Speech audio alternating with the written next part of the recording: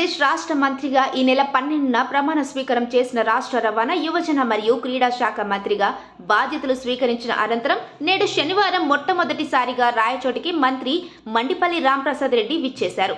ఈ సందర్భంగా మంత్రివర్యులకు గువ్వల చెరువు గట్ దగ్గర నుంచి ప్రజలు విశేష సంఖ్యలో రోడ్డు ఇరువైపులా బార్లు తీరి మంత్రికి ఘన స్వాగతం పలికారు.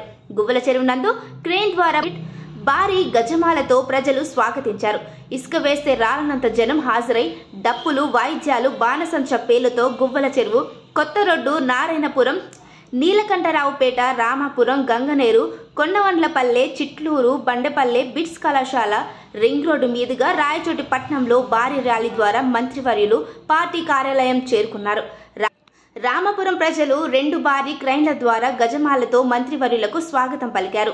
అదేవిధంగా రోడ్డుకి ఇరువైపులా ప్రజలు ఊరూరా నిలబడి బోకెలు, పూలమాలతో మంత్రికి స్వాగతం పలుకగా ప్రతి ఒక్కరిని మంత్రి చిరునవ్వుతో ప్రతి నమస్కారం చేస్తూ పేరు పేరున పలకరిస్తూ ప్రజలకు అభివందనం చేశారు. గతంలో ఎన్నడూ ఎప్పుడు చూడని విధంగా గువ్వల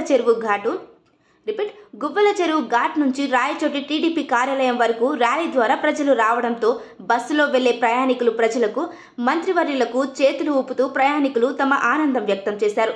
గువ్వల చెరువు ఘాట్ నుంచి రాయచోటి రింగ్ రోడ్డు వరకు భారీ సంఖ్యలో ప్రజలు మంత్రివర్యులను చూసేందుకు వాహనాల్లో తరలివచ్చారు.